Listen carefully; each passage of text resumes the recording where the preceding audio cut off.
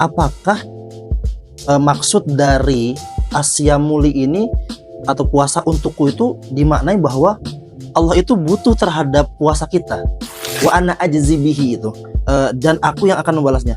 Ini loh, bukankah setiap amal ibadah itu ya Allah yang akan membahasnya? Apa pentingnya Allah menegaskan bahwa puasa itu Allah yang akan membalasnya? Toh seluruh amal ibadah juga Allah yang membalas. Kenapa saya menahan tidak makan tidak minum di saat orang tidak melihat dan saya berpotensi sekali bisa makan minum karena saya lapar?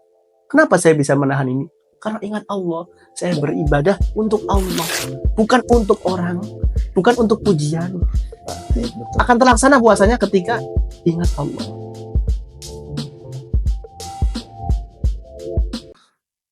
Ada yang nanya nih bro. Gimana?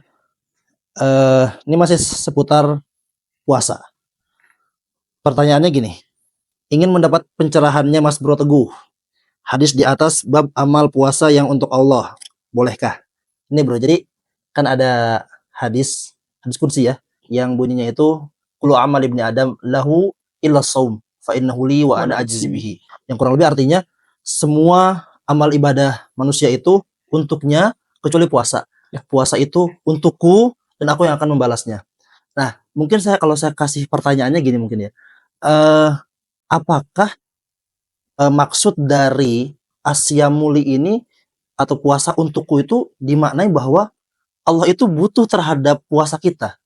Karena kan kita tahu Allah itu tidak butuh terhadap makhluk ya, apalagi terhadap ibadah hambanya. Apakah seperti itu cara memahami hadis ini yang dimaksud dengan puasa itu untukku? Menarik sekali nih Bang.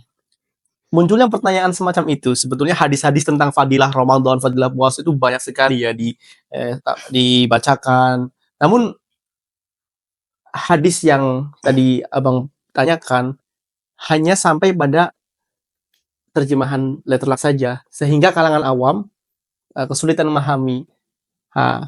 Ini bahaya karena akan memunculkan persepsi yang tadi disampaikan seakan-akan Allah butuh dong. Padahal bukan demikian sebetulnya. Nah, maka untuk menjawab hadis qudsi yang tadi disampaikan wa ana azibihi fa innahu li wa ana azibihi itu singkatnya ada dua jawaban. Yang pertama, maksud dari fa innahu li, semua ibadah selain puasa memang sebetulnya kita persembahkan untuk Allah kan. Betul. Wa ma khalaqul jinna wal insa illa liya'budun kan. Betul. Kita beribadah ya karena Allah. Salat, sedekah, haji ya karena Allah. Tapi semua ibadah selain puasa itu berpotensi tersusupi oleh perasaan riya. Jadi orang bisa sholat dengan motif lain selain Allah untuk mendapatkan pujian manusia misalnya, dan itu sangat mungkin sekali terjadi. Ya karena secara teknis pengerjaan ibadahnya terlihat bisa dilihat. Ya. Orang diundang untuk membaca Al-Quran, memang niatnya motifnya lillahi ta'ala, tapi ada selain Allah yang turut andil dalam memberikan reward dan apresiasi. Nah, beda dengan puasa. Oke. Kalau puasa mutlak hanya Allah saja. Motif orang berpuasa itu hanya lillahi ta'ala. Dan tidak bisa orang berpuasa tanpa lillahi ta'ala. Orang misalnya berpuasa karena ingin mendapat pujian dari manusia. Di hadapan manusia ya bisa mengatakan saya ini puasa loh. Saya buktinya nggak makan, nggak minum. Memperlihatkan bahwa dirinya lemas, tidak makan, tidak minum. Tapi tatkala berada di luar pandangan manusia, bisa saja ia makan, bisa saja ia minum secara sembunyi-sembunyi dari pandangan manusia. Dan ketika itu dia sebetulnya bukan orang yang berpuasa. Nah, jadi satu-satunya ibadah yang tidak mungkin tersusupi oleh perasaan riya. Riya itu kan bisa merusak amal ibadah. Hanya puasa saja. Bahkan dalam amal ibadah yang lain pun ya, seperti sholat, baca Quran, dan lain sebagainya itu, seandainya dikerjakan secara ikhlas pun, masih berpotensi untuk mendatangkan hal yang lain yang datang dari manusia, seperti pujian, apresiasi, reward. Nah, itu tuh yang tadi disampaikan itu lahu, untuk manusia. Untuk manusia. Dan dalam puasa, potensi itu tidak ada potensi untuk manusia. Nggak ada. Jadi tidak ada orang berpuasa, kemudian ia riya.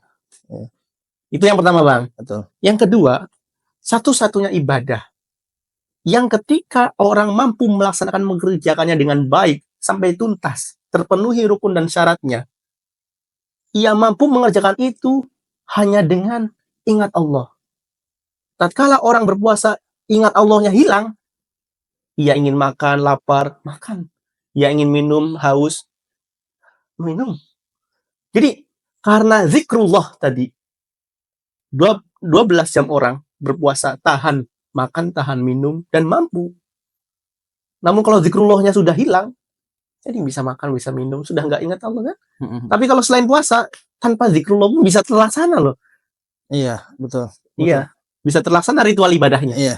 Orang sholat tanpa zikrullah misalnya, bisa terlaksana dari takbiratul ihram sampai salam. Oke. Jadi secara teknis ibadah yang lain tuh bisa terlaksana semua rukun syaratnya walaupun tanpa zikrullah. Sedangkan puasa ketika hilang zikrullahnya itu, maka tidak ada lagi yang bisa menahan dia untuk tidak makan saat dia lapar dan tidak minum saat dia haus. Iya, Jadi satu-satunya yang bisa menahan itu adalah iya. zikrullah ya. Kenapa saya menahan tidak makan, tidak minum di saat orang tidak melihat dan saya berpotensi sekali bisa makan minum karena saya lapar? Kenapa saya bisa menahan ini? Karena ingat Allah. Saya beribadah untuk Allah, bukan untuk orang, bukan untuk pujian. Baik, betul. Akan terlaksana puasanya ketika ingat Allah. Iya. Ini menarik ketika ada cerita guys yang sangat jatuh cinta kepada Laila. Ya? Sampai ada seekor anjing yang lari, ia kejar karena ia yakin bahwa anjing itu akan mengantarkan dirinya menuju rumahnya Laila. Singkat cerita, melewati Qais orang-orang yang sedang bersolat, sedang melaksanakan ibadah solat. Nah, selepas Qais dari rumah Laila pulang, kemudian orang-orang yang solat tadi menanyakan, bahkan mengkritik, kamu kok nggak sholat dengan kita? Apa kata Qais? Saya fokus mengejar anjing, saya fokus dengan tujuan saya yaitu Laila. Saya cinta betul dengan Laila sehingga proses saya mengejar lari-lari tadi nggak ingat dan nggak lihat kalian sedang sholat.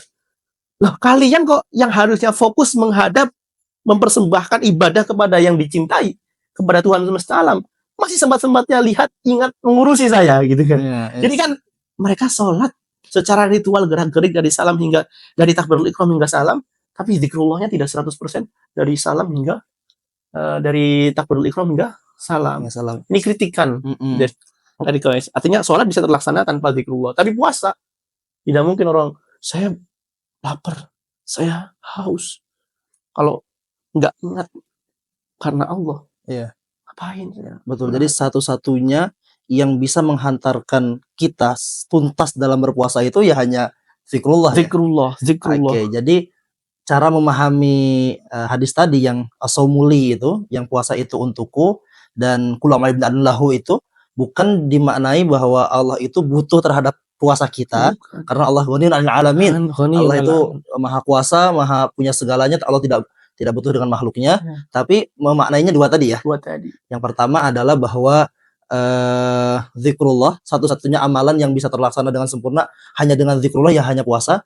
Yang kedua, tidak berpotensi ria, ya tidak berpotensi ria. Sedangkan amalan yang lain berpotensi ria atau mendatangkan hal yang lain dari manusia, dari manusia yang lain. Lalu mungkin ya lanjut, saya ingin mempertanyakan lanjutan hadisnya. Ya boleh. Wa ana ajzi bihi itu, dan aku yang akan membalasnya. Ini loh, bukankah setiap amal ibadah itu ya Allah yang akan membahasnya? Apa pentingnya Allah menegaskan bahwa puasa itu Allah yang akan membalasnya? Toh seluruh amal ibadah juga Allah yang membalasnya. Ya, penegasan semacam itu ada hal besar yang harus kita tahu. Sederhananya ketika seorang yang bekerja kepada majikan, setiap bulan siapa yang menggaji? Majikan. Ya? Tapi ada satu kondisi di mana pegawai atau karyawan itu dipanggil oleh majikannya. Kemudian diminta untuk datang ke kantor. Setelah sampai ia di depan majikan, majikannya berkata, bulan ini saya yang akan menggaji kamu. Saya akan menggaji kamu. Bukankah setiap bulan dia yang menggaji? Nah, setiap bulan itu memang digaji oleh majikan tetapi melalui transfer. Nah, momentum itu dipanggil dan dikatakan saya yang akan menggaji kamu. Langsung digaji dengan besaran nominal yang tidak disangka dan diduga oleh karyawan. Jadi penegasan semacam itu sebagai indikasi kuat bahwa pahala puasa tidak mampu dihitung oleh hamba. Hanya Allah yang tahu dan hanya Allah yang mampu membalas pahala yang sangat besar itu. Selain tadi karena ikhlas lillahi ta'ala, karena tidak ada motif lain selain karena Allah, karena akan terlaksana sempurna dengan zikrullah, maka sudah sepantasnya akan mendapatkan pahala yang hanya Allah saja yang tahu. Jadi begitu teman-teman semuanya, memahami hadis yang tadi yang terkait dengan fadilah berpuasa. Kullu amali ibni adam lahu illa shaum fa innahu li wa ana ajizu bihi. Memahaminya bukan dengan dipahami bahwa Allah itu butuh dengan puasa kita, tapi tadi menunjukkan betapa besarnya ibadah puasa itu di sisi Allah Subhanahu wa taala. Terima kasih penjelasannya, Bro. Insyaallah.